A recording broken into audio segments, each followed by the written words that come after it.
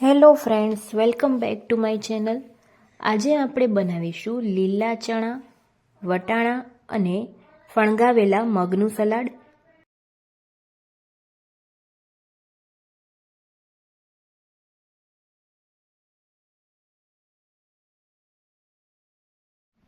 તો એક બાઉલમાં આપણે પાણી એડ કરી અને આ બધા જ કઠોળ એડ કરી તેમાં સ્વાદ અનુસાર નમક એડ કરીશું અને તેને આ રીતે 5 મિનિટ માટે બોઇલ થવા દઈશું.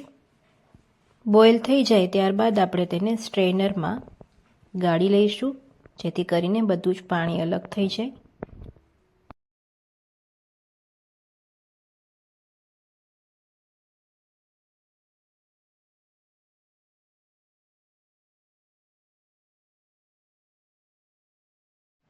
હવે તેમાં બારીક સમારેલી કોબી, લીલી ડુંગળીના પાન, બારીક સમારેલી પાલક અને કેપ્સિકમ એડ કરીશું. હવે તેમાં બારીક સમારેલી 1 નંગ ડુંગળી એડ કરીશું.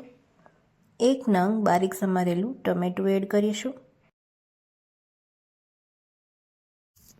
ત્યારબાદ 1/4 કપ જેટલી બાફેલી મકાઈ એડ કરીશું.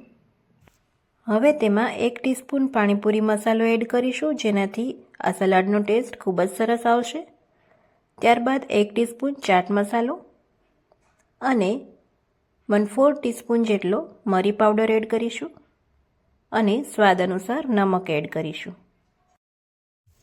1 ટેબલસ્પૂન જેટલું આપણે દહીં એડ કરીશું.